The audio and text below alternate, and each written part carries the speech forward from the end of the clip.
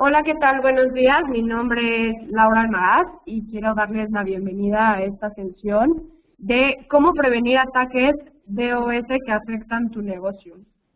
Estamos conscientes de que actualmente un porcentaje significativo de las organizaciones no están preparadas para prevenir y responder a fallas de infraestructura web que están provocadas por ataques distribuidos de denegación de servicio. Debido a esto, nosotros intentamos darles la mejor manera para proteger sus servicios críticos ante este tipo de ataques que pueden causar daños muy costosos a las organizaciones. Esta sesión estará a cargo de Jazmín Ortiz, que es consultor técnico de seguridad en networking de Grupo Smartex. Jazmín tiene 4 años de experiencia en soporte e implementación de soluciones de seguridad a nivel endpoint, gateway y redes en marcas como Trend Micro, Juniper, Palo Alto, FatPipe, implementación de metodologías de servicio y de soporte técnico e implementación, gobierno de TI y ha sido responsable del área de Service Desk de Grupo Smartex. Actualmente, consultor técnico ofreciendo soluciones de valor que aseguren la confidencialidad y disponibilidad a nivel perimetral. Su área de estudio es en seguridad informática. Sin más por el momento, los dejo con Jazmín para que dé inicio a esta sesión. Pues bueno, antes que nada, una bienvenida a todos. Gracias por participar a este webinar que, sin lugar a dudas, como lo diría un compañero, amigo mío, es lo de hoy. No nada más este tipo de amenazas, sino existen hoy en día otro tipo de ellas, ¿no? La agenda es, pues primero saber qué es un ataque de negación de servicio, qué tipos de ataques existen hoy en día. Hay una cierta clasificación en los mismos. Entre ellos existen lo que son los ataques de negación de servicio distribuidas. ¿Cuáles son las motivaciones o las razones por las cuales los atacantes o incluso usuarios internos llevan a cabo este tipo de ataques? Algunos casos que se han dado tanto el año pasado como este año en cuanto a este tipo de amenazas. El impacto que ha tenido en los distintos tipos de organizaciones. Y finalmente, ¿qué es el objetivo, no? El fin de este webinar, que es cómo prevenir y mitigar este tipo de ataques, estrategias en específico. Pues bien, necesitamos saber realmente cómo es que funcionan este tipo de ataques para nosotros poder llegar a tomar medidas, ¿no? O controles dentro de nuestra organización. Entonces, para ello necesitamos saber qué es un ataque de negación de servicio. Su fin va a ser negar a algunos o a todos los usuarios de un sistema o de una red el acceso y uso de ciertos servicios o de ciertos recursos, ¿no? Que tengamos implementados dentro de nuestras organizaciones. Sin embargo, este tipo de ataques pueden pasar por uno o varios de los siguientes procesos, ¿no? Se pueden presentar en las siguientes, digamos que, condiciones, ¿no? Un ataque de negación de servicio se puede presentar porque hay una vulnerabilidad en un sistema o en un proceso y por configuraciones mal realizadas en nuestros dispositivos, ¿no? Un ejemplo, generalmente los exploits que afectan, por ejemplo, un buffer overflow, etcétera, si son llegados o si son explotados por algún atacante, pues puede llegar a pasmar, por ejemplo, el sistema operativo, ¿no? En una configuración mal realizada, si nosotros dentro de las organizaciones no llevamos un control de cambios de configuración a nivel de sistema operativo, en nuestros dispositivos de seguridad como son un firewall, router, etcétera. Por ejemplo, si en un router nosotros eliminamos una ruta que nos estaba dando acceso a un cierto destino, y no nos fue notificado que esa ruta era necesaria, nosotros la eliminamos, pues ya estamos provocando ahí una negación en el acceso a ese destino. Entonces, ese es un ejemplo. El otro se presenta cuando hay sobrecarga de recursos. Sobrecarga de recursos significa que la demanda es mucho mayor que la oferta, ¿no? Pueden ser recursos de CPU, de memoria, que se sobrecargue la red, o sea, el ancho de banda se esté sobrecargando, o inclusive a nivel físico, la energía eléctrica que le estamos proporcionando a nuestros diversos dispositivos, si alguno se ve afectado, pues también va a afectar a nuestros servicios. Entonces existen esos dos puntos, ¿no? Esos procesos por el cual se puede dar este tipo de negación, que más que nada, dentro de lo que es la triada de la seguridad informática, su fin es atacar o afectar la disponibilidad de los recursos, ¿no? De los servicios que tengamos. En este webinar nos vamos a enfocar principalmente a la sobrecarga de recursos en red y algunas estructuras de datos que se manejan a nivel de memoria en los servidores, etcétera, ¿no? Ese es como que a los ataques a donde nos vamos a enfocar. Pues bien, ¿qué tipos de ataques existen hoy en día y que han surgido, por ejemplo, hace una década, que más o menos son los ataques típicos? En este caso, ataques que trabajan a nivel capa 3 y 4 del modelo OSI. Estos ataques en particular lo que hacen es un mal uso de los protocolos, por ejemplo TCP/IP. En el caso específico de inundaciones de SYN, inundaciones de IP o fragmentación de IP, ¿no? Vamos a ver que, por ejemplo, TCP/IP fue creado originalmente para mantener, o su fin principal era mantener conectividad entre diferentes dispositivos. Ese era su fin, ¿no? Realmente no fue creado para ser seguro, y es por esa razón que actualmente Internet es inseguro, ¿no? Si nosotros nos conectamos en Internet, automáticamente estamos expuestos a una serie de entes que pueden hacerle daño tanto de manera personal o como usuarios de casa o como organizaciones como tal, ¿no?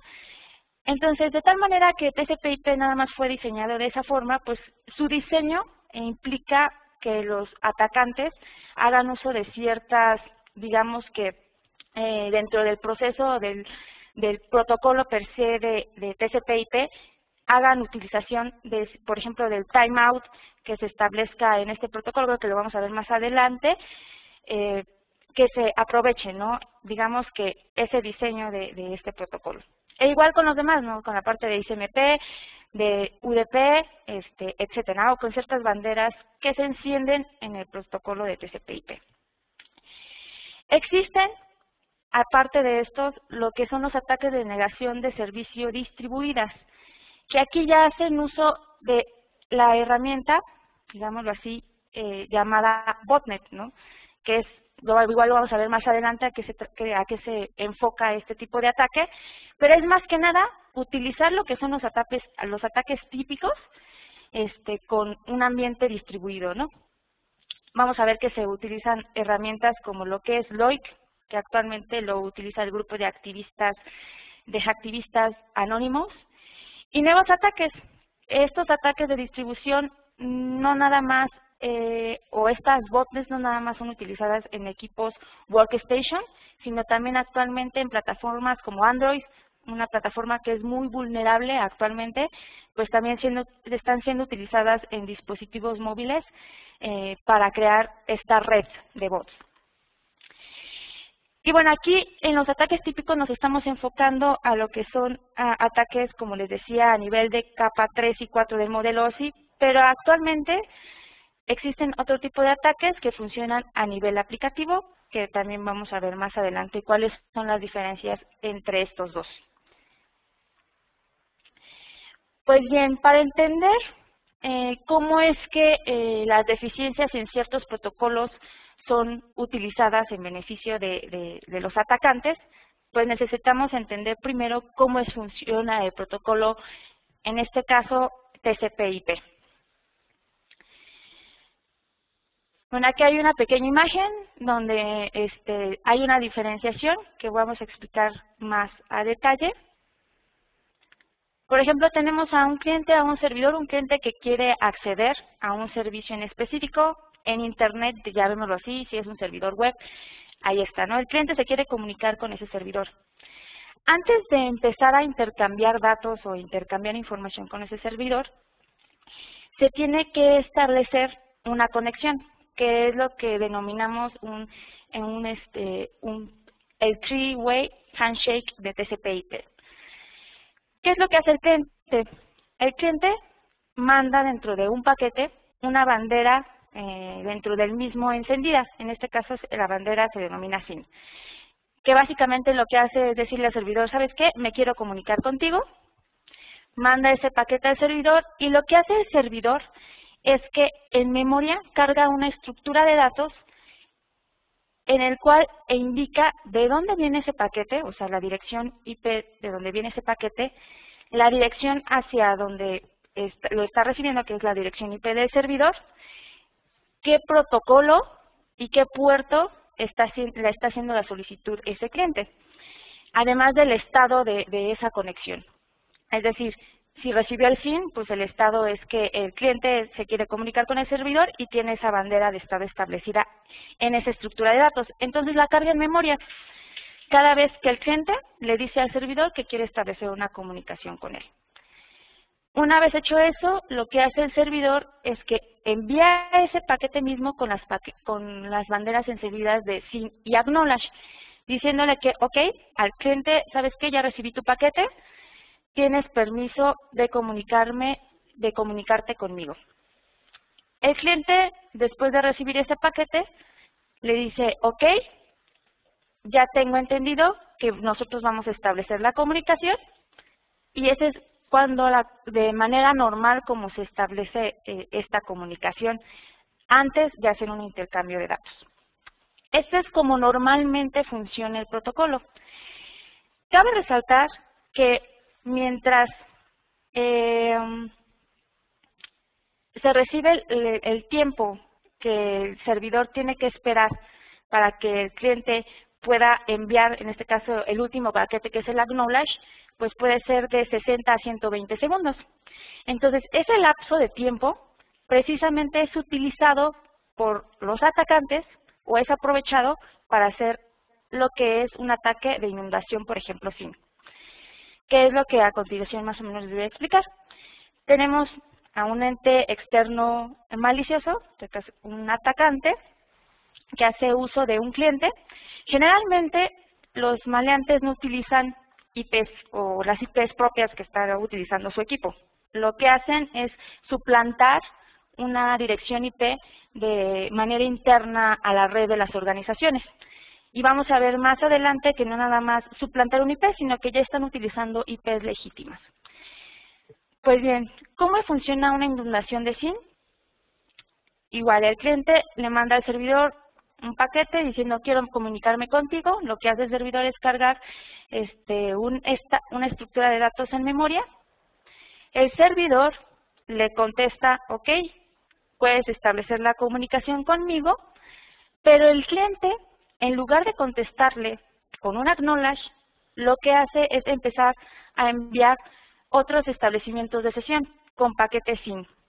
Entonces lo que hace el servidor es que empieza a llenar todos esos paquetes, empieza a cargar esas estructuras de datos en memoria, y llega un momento en el que si un usuario, digamos válido, quiere mandar o establecer realmente comunicación con el servidor, pues el servidor ya no va a tener espacio. Una vez que el servidor ya no tiene espacio en memoria, pues se va a empezar a tirar estos paquetes provocando lo que es un overflow y pues llegando al objetivo de negar el servicio a clientes o usuarios legítimos. Si se dan cuenta, o sea, como el servidor está dejando un tiempo para poder, digamos que permitir al cliente que termine de hacer la conexión, entonces todo ese tiempo, esos 120 segundos son aprovechados por un atacante para empezar a mandar más sesiones o establecimiento de conexión hacia el servidor, sin completarlas. O sea, si nos damos cuenta, aquí nunca se completa la conexión, siendo utilizado el protocolo TCP de una forma no adecuada, ¿no? Esa es la diferencia con el comportamiento normal y cómo es aprovechado el protocolo.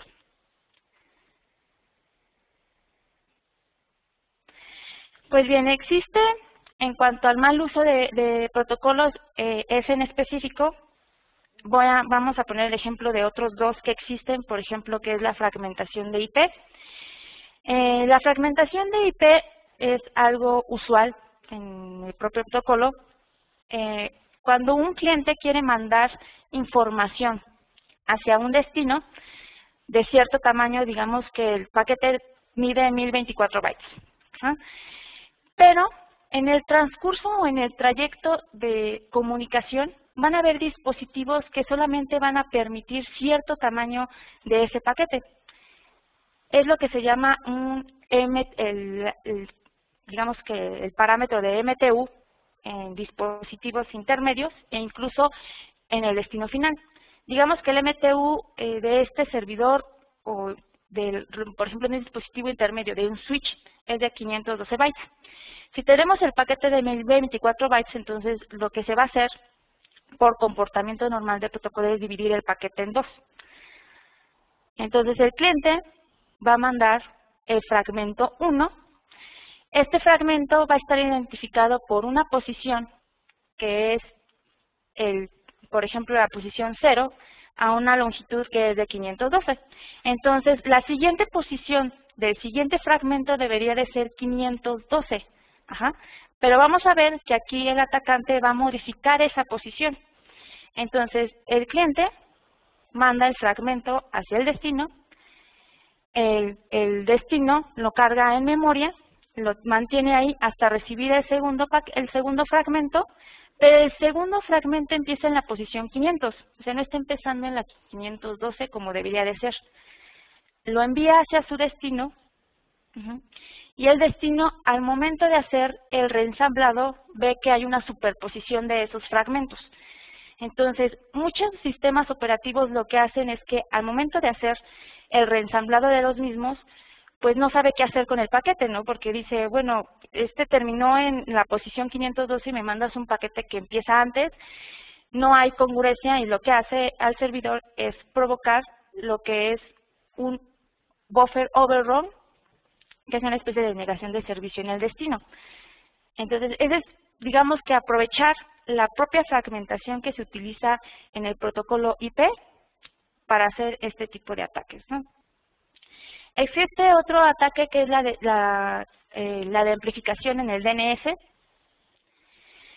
Básicamente lo que les había mencionado cuando estábamos viendo la inundación en inundación SYN es que el atacante lo que hace es suplantar una IP de la red organizacional. Por ejemplo, aquí tenemos a nuestra víctima, o sea, la víctima tiene una IP de 10.10.10.2 y el atacante la suplanta con esa misma IP. Entonces el atacante va a mandar muchas solicitudes al servidor de DNS público, en este caso, y el servidor de DNS, aquí lo vamos a ver, esas solicitudes, digamos que manda hacia el servidor de DNS pesan 10K.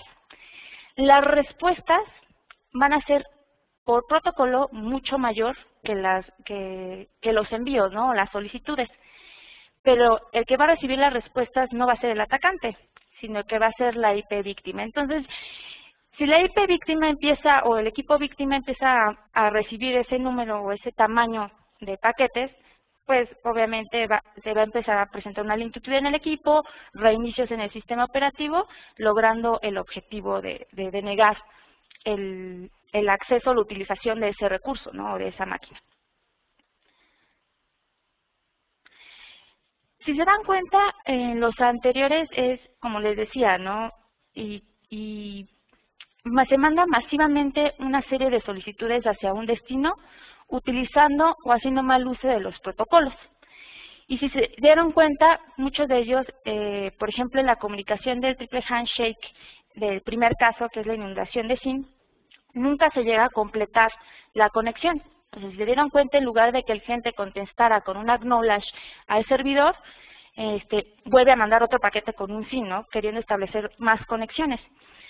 Pero existen otro tipo de ataques hoy en día, porque pues los atacantes se dieron cuenta de que existían diferentes soluciones que ya hacían detección por anomalías en el propio protocolo o por firmas, de que pues esos ataques se podían controlar a través de ello, ¿no? Entonces, ¿qué hacen los atacantes?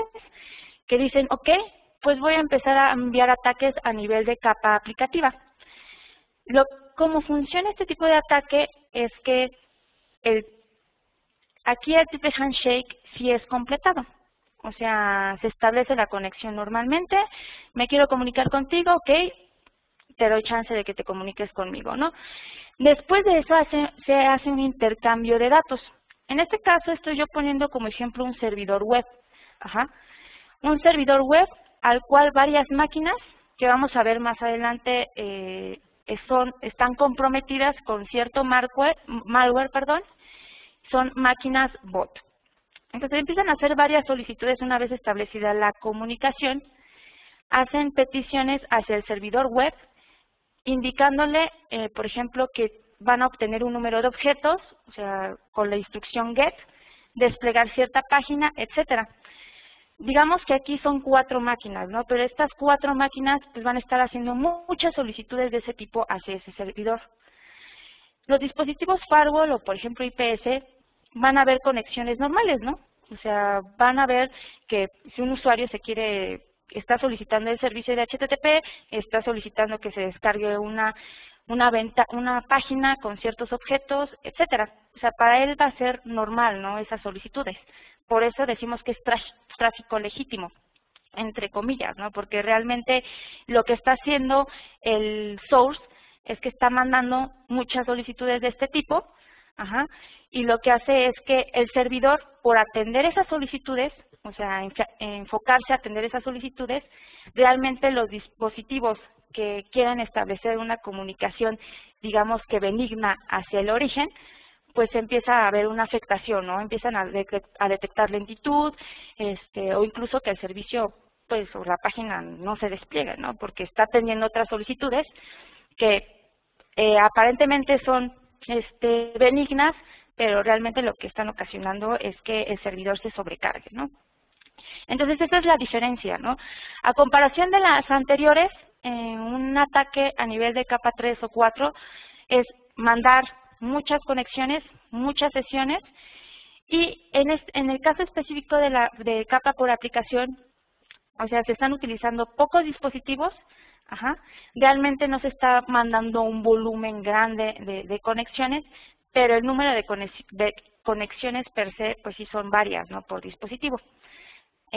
Igual, en una no se completa el triple handshake y en el otro sí, ¿no? Haciendo una diferenciación en lo que es tráfico ilegítimo y tráfico legítimo.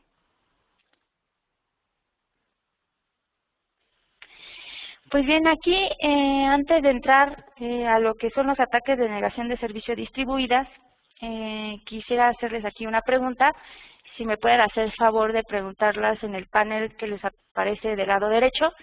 La pregunta es, ¿cómo detectas tráfico generado por botnets? Pueden contestar varias opciones, o sea, si es que aplica así en su ambiente. La primera opción es antivirus, por medio de un IPS, por medio de un correlacionador de eventos, filtrado de contenido o por medio de un firewall. Entonces, les damos un minuto para contestar.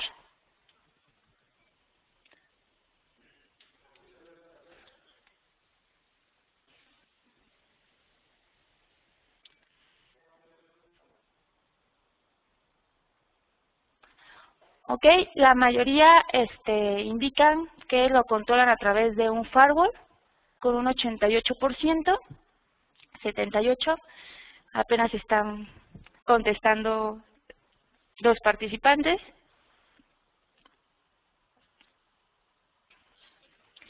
Ok, pues sí, o sea, la mayoría contesta que lo controlan o detectan el tráfico generado por botnets a través de un firewall. La segunda opción es por medio de un IPS, que es comúnmente lo que utilizan las organizaciones. Y la tercera quedó el antivirus y el filtrado de contenido. Pues bien, ¿qué es un ataque de distribución, de denegación de servicio distribuida? ¿Y por qué les había hecho la pregunta de las botnets? Pues precisamente porque este tipo de ataque hace uso de equipos comprometidos dentro de las organizaciones. Lo que hace el atacante es, por medio de ingeniería social, de correos con ciertas ligas comprometidas, hacen que ciertos equipos ejecuten código en sus equipos y que los equipos establezcan un canal de comunicación hacia el atacante. Eso es como que básicamente o de forma general el funcionamiento normal de este tipo de ataque. Nada más para que tengamos entendido cómo es que se comunican o qué tipo de protocolo anteriormente estaban utilizando este tipo de botnets, es que el atacante consigue dentro de la red ciertos equipos que vamos a denominar masters, ¿no? Estos equipos se comunican con el atacante por medio de conexiones TCP, ¿no? O sea, utilizando el protocolo TCP a diferentes puertos o a puertos conocidos, o sea, digamos que puerto 80, que generalmente es utilizado para navegación, pues pueden estar estableciendo la comunicación hacia esos equipos. Estos equipos máster, a su vez, tienen comunicación de manera interna con otros equipos, que digamos que son los esclavos.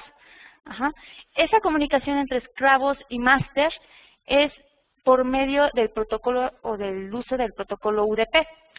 Aquí sí ya se utilizan puertos altos, ¿no? Puertos aleatorios en esa comunicación.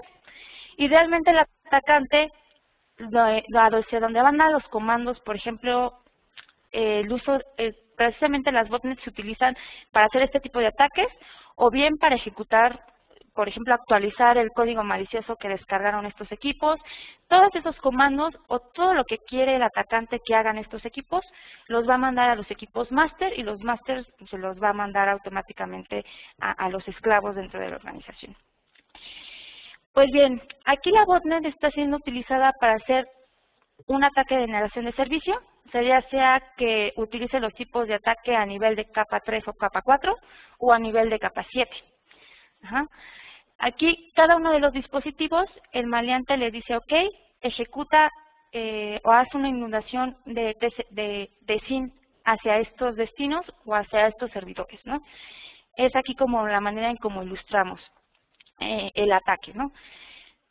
Tenemos que, bueno, estos botnets hacen uso de lo que es el protocolo o anomalías en el protocolo TCP/UDP, en ICMP, IGMP, etcétera, ¿no? Pero como lo decía, también pueden utilizar, por ejemplo, ataques de HTTP/GET, que de inundación, que fue el caso que vimos anteriormente. Las botnets, o digamos que este tipo de herramientas que utilizan los atacantes, no nada más pueden ser utilizados para hacer este tipo de ataques. O sea, puede ser utilizado para extraer información, por ejemplo, de la propia organización, o bien para estar actualizando el código malicioso, etcétera, ¿no? Se puede utilizar para un sinfín de finalidades, ¿no? Pues bien, teniendo claro ya más o menos qué es un ataque de negación de servicio, qué tipos existen, qué es un ataque de negación de servicio distribuida, por qué se presenta, ¿no?, actualmente este tipo de ataques, ¿no? ¿Cuál es la motivación? No nada más de usuarios externos, sino también de usuarios, digamos que de usuarios externos, sino también de usuarios internos. Un usuario interno puede hacer también un ataque de negación de servicio.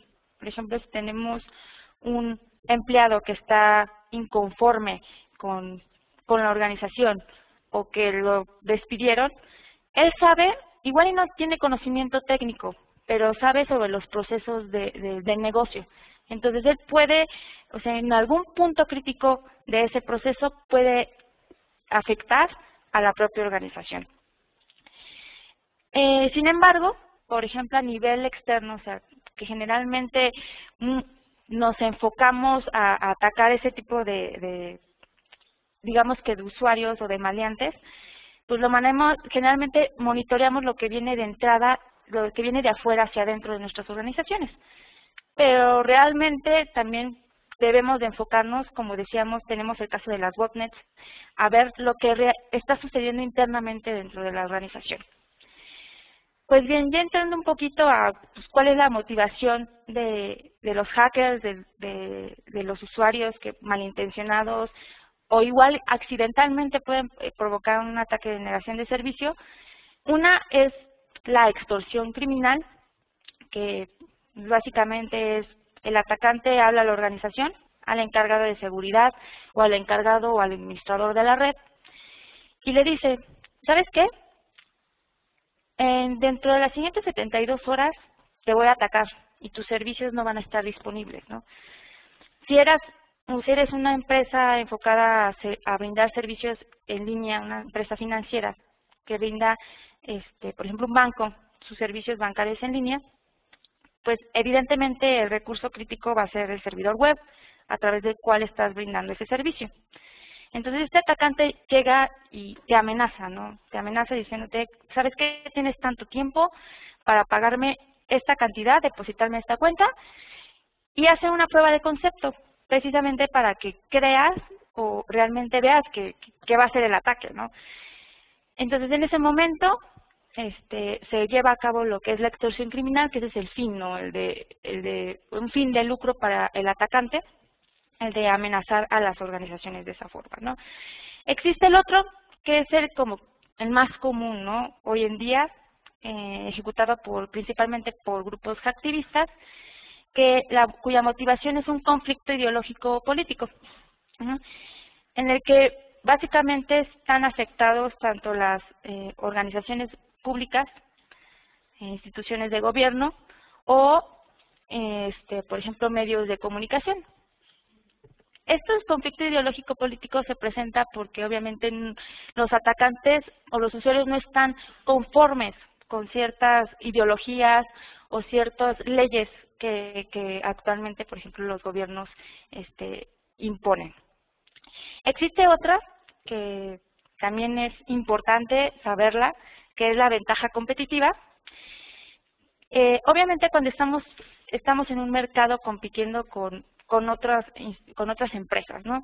Estas empresas, obviamente, si están viendo que un competidor está teniendo un mayor número de ventas, pues puede utilizar este tipo de ataques para ganar esa ventaja competitiva. ¿Qué es lo que hacen? Contratar a terceros para comprar lo que llamamos equipos comprometidos, o sea, comprar una botnet y ejecutar este tipo de ataques. Entonces, contratan a estos terceros para afectar a su competidor. El competidor obviamente ya no está ofreciendo esos servicios, la reputación del mismo se ve afectada y hace que todos los usuarios pues volteen a ver al que originalmente contrató los servicios para hacer este tipo de ataques. Existe otro que es el vandalismo o el reconocimiento propio, que actualmente la motivación principal de las organizaciones, de los cibercriminales, pues va a ser el dinero, ¿no? Pero existen todavía algunos, sobre todo en los grupos activistas, que se acreditan, por ejemplo, ciertos ataques para obtener ese reconocimiento. Existe otro que es la protesta electrónica, que son usuarios inconformes con cierto servicio, y el experimental o reto, que simplemente son, digamos que hackers novatos, que lo que quieren es probar con ciertos servicios de las organizaciones si pueden hacer este tipo de ataques. Finalmente, ¿cuáles son las industrias que se ven afectadas con relación a este tipo de ataques? Tenemos al sector industrial, al de gobierno, a los servicios en línea, etcétera, etcétera. Si se dan cuenta, realmente no hay un sector industrial que no esté a salvo de este tipo de ataque. Si no son puntos clave para este tipo de ataque, sí pueden ser utilizados para hacer o ejecutar este tipo de amenazas, ¿no? Como lo veíamos, o sea, ustedes pueden tener una botnet dentro de sus organizaciones para afectar a otras organizaciones. Entonces, por eso les preguntaba cómo es que actualmente están controlando o detectando tráfico generado por equipos de este estilo, ¿no? O sea, que ya están comprometidos, precisamente porque ustedes pueden estar siendo utilizados, sus recursos de la organización están siendo utilizados para afectar a otros. Obviamente, si nos damos cuenta, aquí el sector industrial es uno de los que tiene un mayor porcentaje en cuanto a esto. El sector gobierno, evidentemente, por los conflictos ideológicos y políticos que estábamos hablando en las motivaciones, y obviamente pues los servicios en línea, ¿no? Actualmente el tener servicios en línea facilita o es una ventaja, un factor competitivo para las organizaciones. Sí, Internet es, al momento de conectarnos hacia afuera, ya somos vulnerables, pero si no utilizamos esa herramienta, pues difícilmente vamos a tener una ventaja competitiva sobre el resto, ¿no? Entonces, es aquí donde tenemos que tomar medidas para poder controlar este tipo de ataques. Estos son reportes de Prolexic en Q2 del 2012.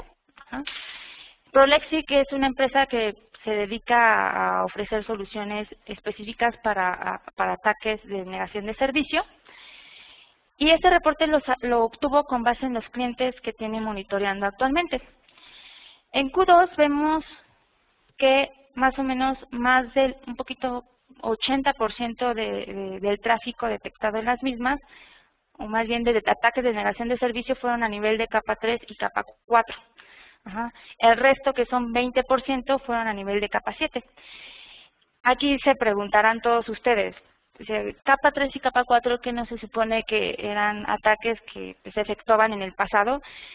Sí, pero aquí nos estamos dando una idea de que actualmente las organizaciones no tienen un sistema integral o los medios suficientes para controlar este tipo de ataques. Y son los más fáciles de hacer.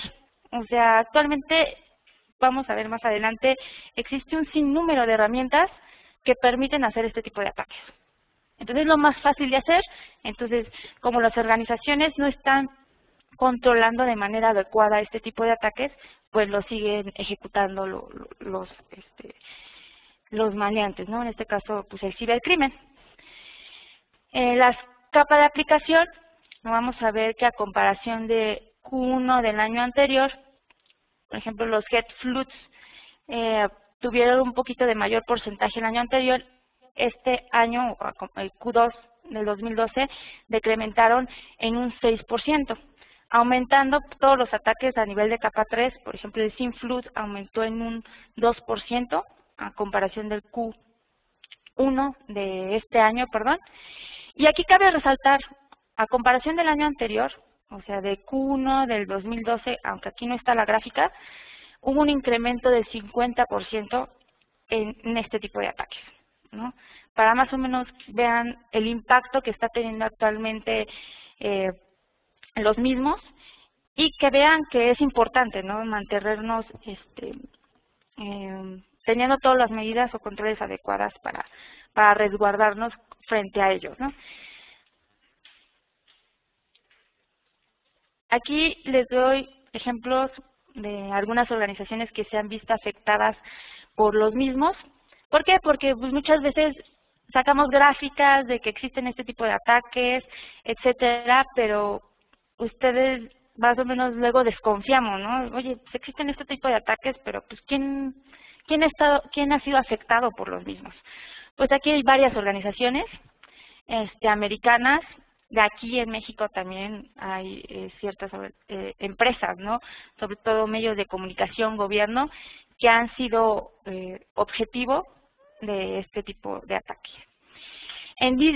Por ejemplo, en la industria de e-commerce depende mucho de sus servicios en línea, ¿no?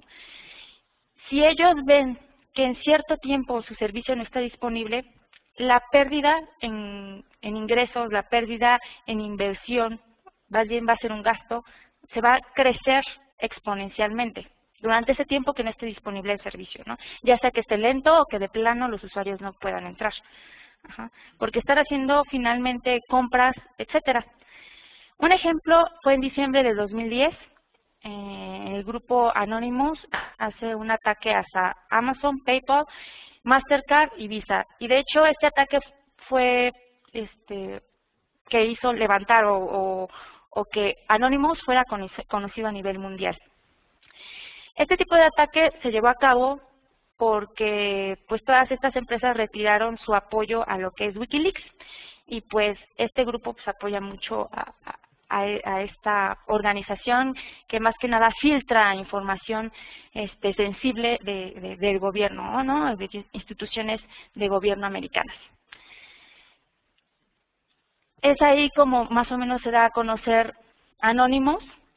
El 11 de octubre de este año se presentan en diferentes días, en días sucesivos, ataques a Regions Financial, Capital One y SunTrust, que son servicios financieros, ofrecen servicios financieros en Estados Unidos.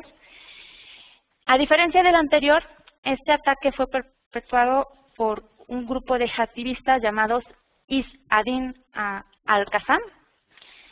Y fue porque, si supieron, hubo un video o un documental que realizaron los americanos con relación, o se denomina la inocencia de los musulmanes. En ellos critican mucho a Mahoma. Entonces, lo que hace este grupo activista es precisamente, por estar en desacuerdo en esa divulgación, en atacar ideológicamente algo religioso, pues perpetúan el ataque hacia instituciones financieras americanas. El 11 de octubre, obviamente cuando estas organizaciones se ven, digamos que tienen un impacto dentro de las mismas, muchas veces los usuarios dicen, o ellas mismas dicen, ok, fue un ataque de negación de servicio, no estuvimos disponibles tanto tiempo, pero realmente pregúntense, ¿cuál es la perspectiva de los clientes con relación a eso? Obviamente los clientes presentan molestia, porque si estuvieran haciendo una transacción en ese tiempo y no fue terminada, o algo urgente que tenían que hacer en ese momento, no lo pudieron hacer porque la página no estaba disponible, porque estaba lenta, pues dice, ok, e indica una molestia hacia el cliente. Pero ¿qué pasa con los datos? O sea, yo ya no puedo confiar, yo como cliente yo ya no puedo confiar en esa organización. No puedo decir que es segura, porque ya fue atacada. Entonces hay cierta incertidumbre en cuanto al uso de esos datos, ¿no? De datos sensibles, qué pasa con mis cuentas bancarias, cómo sé que realmente están salvaguardadas, ¿no? Que realmente no están siendo filtradas. Vamos a ver un caso específico con lo que fue una de estas organizaciones, que realmente fue con GoDaddy, ¿no? Un ejemplo, hace poco le hicieron un ataque de negación de servicio, pero realmente también extrafiltraron información. Como que el ataque de negación de servicio fue un preámbulo, o sea, como una distracción para realmente ocultar lo que estaban haciendo, ¿no? En octubre del 2012, igual, HSBC se ve comprometida con este tipo de ataques. Hay un participante ahí del grupo Anonymous que se acredita ese ataque, aunque en la actualidad no se sabe realmente quién lo ejecutó.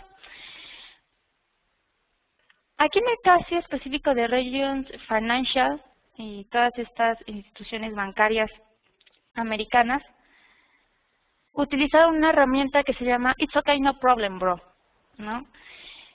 Esta herramienta, además de hacer ataques de negación de servicio a nivel de capa 3 y capa 4 y capa 7, mandan la información de manera cifrada. Ahora también una de las preguntas que no están aquí específicas, pónganse a pensar un poquito y que lo vamos a ver más adelante. Actualmente sus firewalls, sus IPS, tienen posibilidad de ver lo que está pasando a través de ese tráfico cifrado, porque actualmente los ataques de negación de servicio están utilizando ese tipo de tráfico precisamente para evadir esas medidas de seguridad. Otros ejemplos están en el sector de juegos y apuestas. Generalmente aquí se van a dar mucho ataques, o la motivación principal va a ser ventaja competitiva. Por ejemplo, si una organización saca, ¿no?, un juego en línea el día de hoy, ¿no?, y pues otra no la ha ido muy bien en ventas, pues va a hacer todo lo posible por afectar a este competidor. Entonces, el día de lanzamiento, por ejemplo, de este videojuego o algo así, pues va a tratar de hacer todo lo posible porque no se den, ¿no? Y que todos los usuarios que querían ingresar a jugarlo, pues que no tengan acceso al mismo.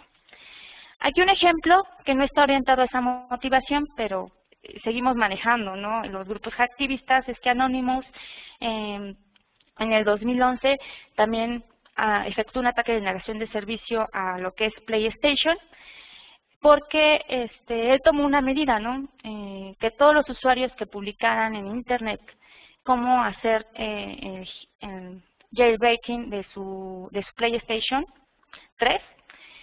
iba a demandarlos, ¿no? Iba a afectarlos, ¿no? A levantar demandas sobre esos usuarios.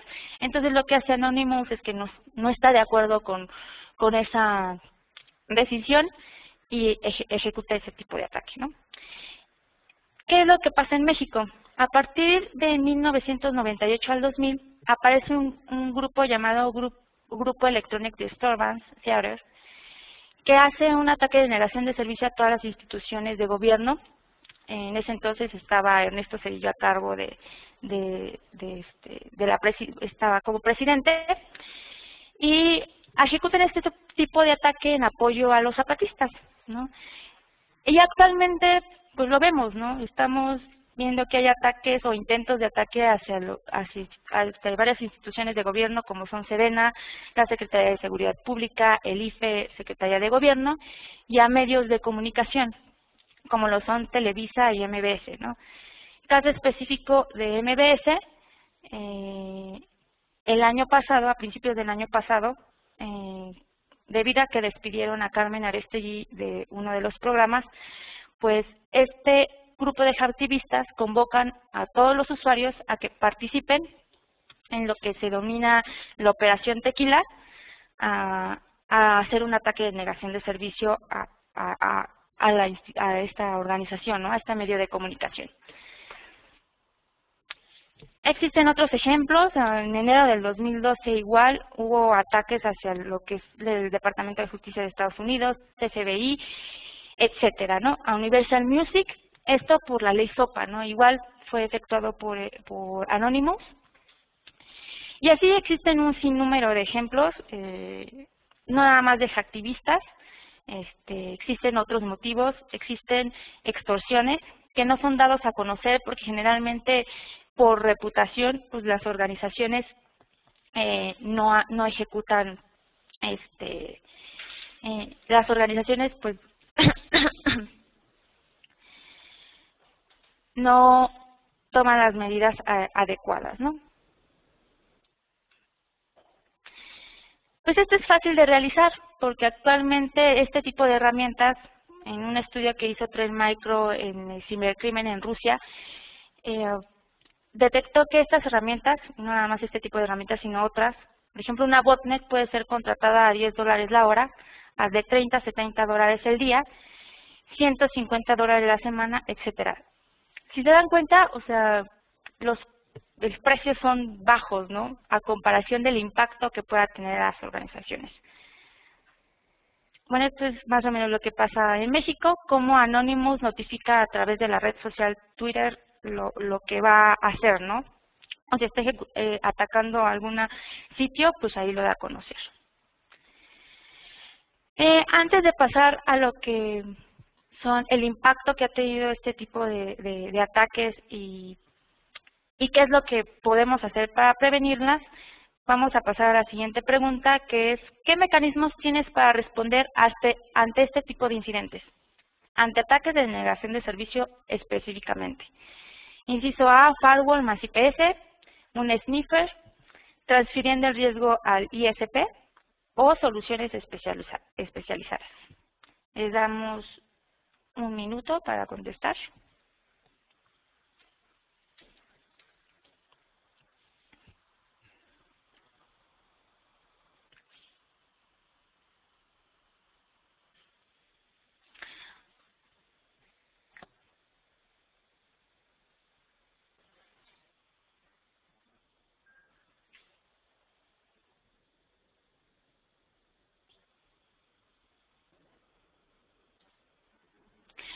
Pues bueno, la mayoría contestaron similar al anterior, firewall más IPS con un 85%, ¿no? Realmente en soluciones especializadas solo un 15% está utilizando este tipo de solución para atacar este tipo de ataque, para tener o contener este tipo de ataques. Pues seguimos con la presentación. ¿Realmente qué impacto tiene tanto económico, tanto directo como indirecto este tipo de ataques? Pues uno es evidente, la pérdida de ingresos. Las violaciones, si ustedes están manejando un acuerdo de nivel de servicio con sus clientes, Pues en ese acuerdo existen ciertas penalizaciones. Si el servicio no está disponible en cierto tiempo, pues aplica, o a un límite de tiempo, pues va a aplicar esa sanción. Costos por litigios, es decir, demandas que puedan establecer otras organizaciones, el caso específico de las botnets, ¿no? Que ustedes pueden ejecutar ataques hacia otros sitios. Costos de origen de la contingencia, los costos de recuperación. O sea, después de que sucede el incidente, ¿cuánto me va a costar recuperarme del mismo? Los gastos con ISP, si es que yo tengo una solución a nivel de ISP para detener, ¿no? O para ver qué es lo que hago ante esa contingencia. Las fluctuaciones bursátiles, es que es una organización o mi organización está participando en bolsa, pues hay ahí una cierta repercusión. Sin embargo, tampoco no hay que menospreciar todos los gastos, todas las consecuencias o el impacto indirecto, ¿no? Baja de productividad mientras el servicio no está disponible. Si mis usuarios o mis empleados están utilizando ese servicio crítico, pues ya tengo un tiempo considerable en el cual ya mis usuarios no pudieron trabajar. Incluso hasta un impacto moral, ¿no? O sea, no están trabajando, algunos de ellos se pueden ver desmotivados, ¿no? Ante esa circunstancia. Un daño colateral que es reputación y el prestigio propio de la marca. Lo que les decía, ¿no? La percepción de los clientes es, esa organización no es segura, ¿no? Puedo irme con otra que sí me ofrezca el servicio y además de forma segura. Costos humanos, es decir, si yo tengo un equipo o mi administrador de la red que lo tengo ahí disparando, ¿no? Deteniendo este tipo de ataques, pues representan un costo también para la organización, ¿no? O sea, todas las horas que invierte para detener este tipo de ataques. Pérdida de la credibilidad y daños a terceros, ¿no? Pues bien, finalmente para cerrar, y el motivo, el objetivo de este webinar es, sí, ya tengo conocimiento cómo actúan, necesito saber cómo es que actúa mi enemigo para poder saber yo cómo actuar. Existen varias soluciones, herramientas que se dedican o se enfocan a detener este tipo de ataques, pero no nada más basta con tener herramientas. Vamos a ver ahorita en la siguiente diapositiva que también son importantes los procesos. ¿Cómo lo podemos prevenir o mitigar? Por medio de inspección de paquetes. En específico, la inundación de SYN se puede detener con lo que es autenticación TCP-SYN, TCP-SYN cookie y detección por firmas, ¿no? Que básicamente lo que hace es interceder la conexión, validar si es a través de un challenge, si realmente es tráfico legítimo. Si no lo es, pues tira el paquete, ¿no? Identificación de redes bot, realmente tener soluciones que me indiquen o me permitan ver indicadores de compromiso de si yo tengo ya una botnet dentro de mi red. Detección por comportamiento anómalo, que básicamente aplica lo que es tráfico legítimo. Si yo estoy recibiendo un número de conexiones en tanto periodo, para mí eso ya es anormal, ¿no? O sea, realmente en este tiempo no debería de haber tanto número de conexiones hacia este servicio. Entonces, ¿cómo lo hago para detener con base en estadísticas, en firmas basadas en anomalías o comportamiento? ¿Cómo detener este tipo de ataques? Identificación de tráfico desconocido, lo que les decía, o sea, las comunicaciones dentro de una botnet no son aplicaciones identificables, ¿no? No es tráfico identificable, es tráfico totalmente desconocido porque es hacia puertos aleatorios, etcétera, ¿no? Detección de ataques a nivel aplicativo, igual, o sea, este tipo de ataques está funcionando actualmente a nivel de esa capa y hay que detectarlas. Detección de intentos de explotación de vulnerabilidades, precisamente para evitar una denegación de servicio al explotar vulnerabilidad. Y actualmente los ISPs están utilizando lo que es el concepto de Clean Pipe, o sea, detener todo este tipo de amenazas antes de que lleguen a mi organización, en el cual el ISP lo que hace es filtrar ese tipo de tráfico con diferentes mecanismos y la organización lo que hace es recibir tráfico limpio.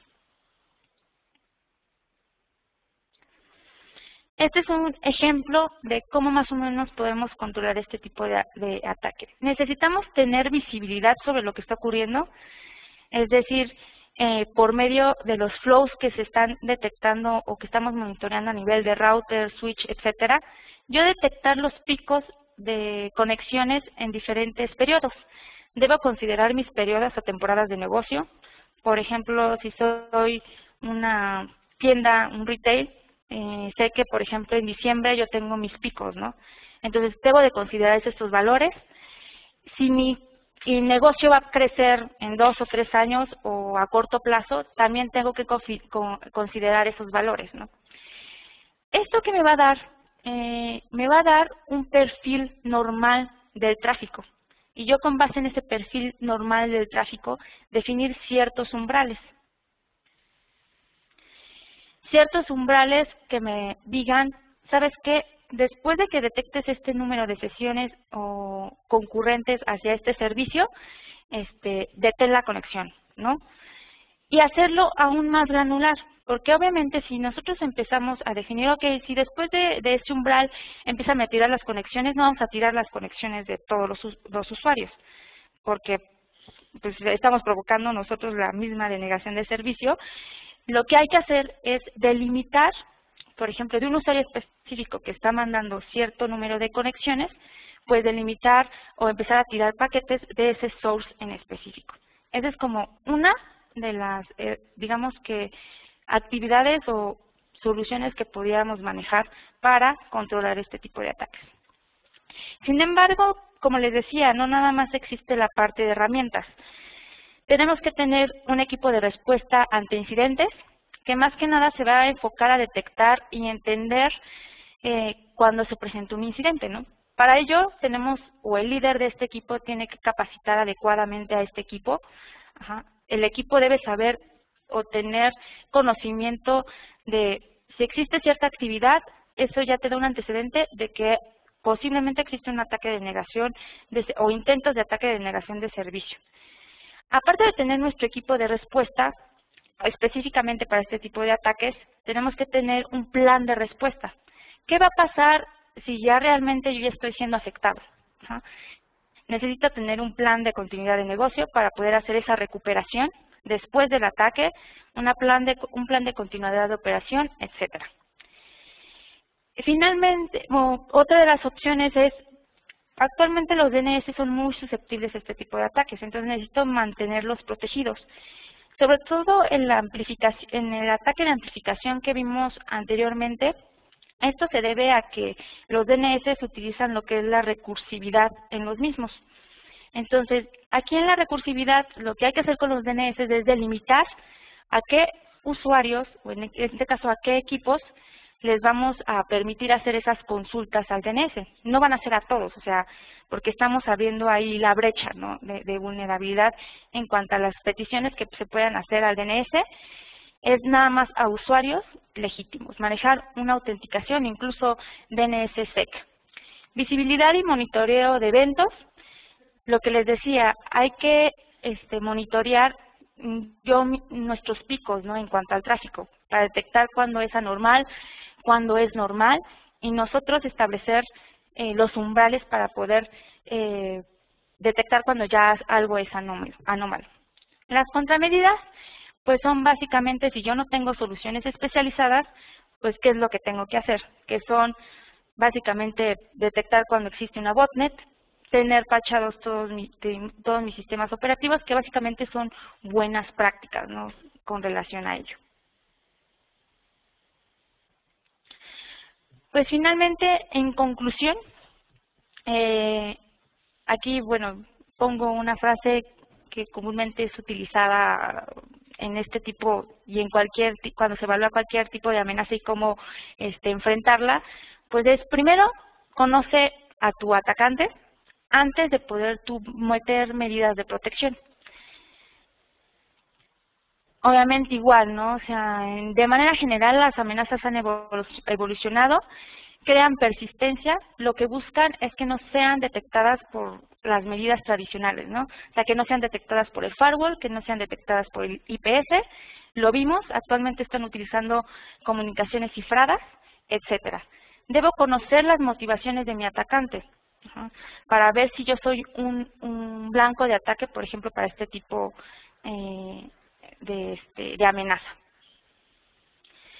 Cualquiera puede ser blanco de ataque, no podemos decir a mí no me va a pasar, porque si nos ponemos en esa postura, difícilmente vamos a crear una estrategia de protección. Y finalmente, no nada más la seguridad se lleva comprando equipos, herramientas, etcétera. Todo lleva un esquema integral, se tienen que considerar procesos, un plan de continuidad de negocio, un plan de recuperación. Las personas, los appliances o en este caso las soluciones no se van a administrar solas, necesito considerar un administrador de seguridad, todos los que estén a cargo de detectar incidentes y poder actuar frente a esos incidentes. Y finalmente la tecnología que me va a ayudar a actuar. Y aquí cierro con lo que no se mide no se puede gestionar y por lo tanto ni controlar ni mejorar. Si yo no tengo un punto en el cual yo pueda tomar una decisión, lo que les decía, ¿no? Gráficamente cuáles son mis puntos o peticiones de tráfico normal y anormal, pues difícilmente voy a poder tomar medidas, ¿no? Y controlarlo. Y cuando se presente un incidente, siempre que se presente un incidente, hay que reunir al personal y decir durante el proceso que se tomó, o sea, qué medidas se tomaron, etcétera, qué fallas existieron, ¿no? Para poder mejorar ese proceso. Pues hemos concluido, ahora pasamos a la sesión de preguntas. Bueno, por falta de tiempo solo voy a contestar 3 preguntas de las que nos estuvieron mandando. Aquí hay una que dice, ¿qué herramientas se utilizan para los ataques? ¿Qué medidas de prevención tienen? ¿Qué políticas deben adquirir los integrantes de la empresa que no conocen mucho de computadoras como secretarias, etcétera, para que no ocupen sus computadoras para atacar? Pues existen muchos, digamos que programas que ustedes pueden implementar dentro de sus organizaciones, ¿no? De concientización sobre todo a los usuarios, ¿no? De decirles, oye, si recibes un correo con cierta liga, por ejemplo, porque se traspasó, por ejemplo, el filtrado de correo, ya lo dejo pasar, ¿no? Pero digamos que ustedes pueden manejar ciertos programas en el cual se les concientiza a los usuarios. Oye, ¿sabes qué? Si recibes un correo con una liga que es medio rara, pues no lo abras, ¿no? O si viene de un origen que no conoces, no lo abras, ¿no? O sea, todas esas medidas, digamos que son más de entrenamiento o de proceso, que ya es independiente a las herramientas que utilicemos, son importantes, ¿no? Sí, sabemos que los usuarios no tienen conocimiento sobre lo mismo, no saben si cuando consultan una página lo que vayan a descargar, cómo puede afectar a la organización, pero podemos utilizar esos programas de concientización. ¿Qué herramientas utilizamos? Pues pueden ser varias, pueden ser videos, pueden ser carteles, etcétera, ¿no? O sea, hay muchas formas de llevarlo a cabo. En cuanto a los administradores, pues todos ustedes tienen proveedores de servicio, ¿no? Proveedores a los cuales les tienen que ofrecer valor agregado. Se tienen que apoyar de los mismos para que les ofrezcan esa capacitación a los usuarios. Independientemente de si adquirieron una solución con ellos, yo creo que el valor más importante es el conocimiento que les pueda brindar esos proveedores para poder hacer frente a estos ataques. Igual y no con su solución, sino con otras contramedidas como lo veíamos, ¿no? En una de las diapositivas. Ok, muchas gracias, Has. Por otro lado dicen, ¿existe algún clúster de servidores open source para enfrentar DOS?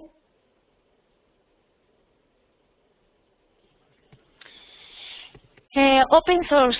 Realmente ahorita todas las soluciones que se están manejando, hay soluciones en la nube especializadas en detener este tipo de ataques de negación de servicio. Los ISPs lo están ofreciendo como un valor agregado. Creo que aquí en México no le están poniendo como que mucho énfasis en ofrecer ese servicio, pero se puede solicitar a su ISP que hagan ese control. en que les entregue el tráfico limpio.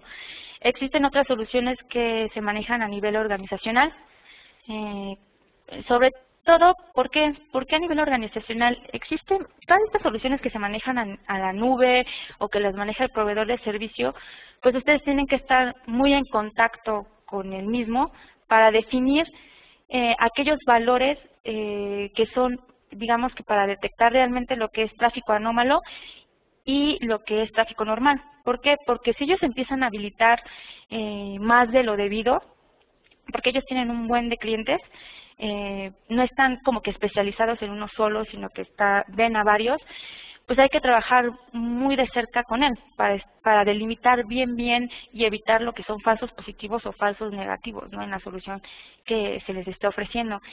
Realmente ahorita yo no sé de alguna solución que sea open source, o sea, ahorita las que te comento son de ese estilo. Veíamos que pues varios contestaron que pues para detectar botnets o para detectar este tipo de incidentes utilizan lo que son firewalls e IPS. Aquí valdría la pena verificar, ¿no? Por ejemplo, si es un firewall tradicional, difícilmente vas a ver a nivel de aplicación lo que está pasando y obviamente no vas a poder descifrar lo que va, por ejemplo, en tráfico SSL. Si es un IPS, igual, ¿no? Si es un IPS tradicional tampoco vas a poder tener esa visibilidad. Igual, ¿no? Con una botnet, no vas a, o sea, si estás mandando tráfico cifrado, pues difícilmente vas a poder detectar ese indicador, ¿no? O sea, ¿qué herramientas? Te podría decir desde herramientas muy primitivas, un sniffer, por ejemplo Wireshark, ¿no? Pero ahí ya tendrías que tener un equipo ya especializado en ver esas situaciones, ¿no? O no sé, ya sea que tú lo contrates o lo outsources o lo contrates de manera externa, más bien. Perfecto. Y por último, ¿es posible mitigar estos ataques cuando dentro de la red corporativa cuento con 2 ISPs y entre ellos tengo redundancia con ruteo dinámico? Sí, realmente se puede, o sea el número de enlaces que tengamos, digo, la finalidad del atacante es afectar un servicio en específico o lo que tengamos a nivel perimetral. Inclusive un firewall o un router puede ser un vector de ataque. Va a ser independiente al número de enlace que tengamos, etcétera, ¿no? O sea, la finalidad es esa. Hay que tomar en cuenta que no nada más un firewall, un IPS nos va a proteger. Tenemos que utilizar una estrategia de seguridad a profundidad. No nada más utilizar un firewall a nivel perimetral, igual colocar un IPS de tal manera que tengamos como que políticas mucho más granulares de manera interna a nuestros servicios que son críticos, ¿no? O sea, todas esas consideraciones las tenemos que tomar en cuenta, ¿no? No nada más enfocarnos a que con una sola solución o con cajas vamos a detener este tipo de amenazas. Y no nada más este tipo de amenazas, sino cualquier otro tipo. Bueno, nada más, de las preguntas que nos mandaron y que no pudimos contestar durante el webinar, yo me voy a hacer cargo de hacérselas llegar vía correo electrónico, digamos, para que tampoco no queden esas dudas. Si es posible, les copio a todos, porque igual hay algunas dudas que tengan algunos de ustedes, pues también les pudiera ser de utilidad para los demás, ¿no? Igual ahí está mi correo electrónico, jortiz@smartech.com. Me pueden hacer más preguntas sobre el webinar, sobre otras cuestiones de seguridad informática, no tengo ningún problema. También tienen, creo que mi contacto de LinkedIn, está dentro de la invitación que les enviaron del webinar. Y pues ya espero que les haya sido de utilidad, reconstructivo también este tipo de información. Los invito también a participar al blog de nuestra empresa, que es blog.smartech.com. Vamos a seguir trabajando en hacer este tipo de webinars. En enero va a haber una parte de compliance, básicamente se va a considerar la parte de PCI, y otra que es utilizar cómo controlar el acceso en dispositivos móviles, ¿no? A través del uso de infraestructura wireless. Entonces, pues ya damos por concluido el webinar. Que tengan un excelente día. Bueno, sin más por el momento, yo me despido. Muchísimas gracias, Hat, y muchísimas gracias a ustedes por haber participado de esta sesión. Les estarán llegando invitaciones para próximas sesiones, así como, bueno, newsletters y todos los eventos que vamos a tener a lo largo del mes. Pues les agradezco mucho y hasta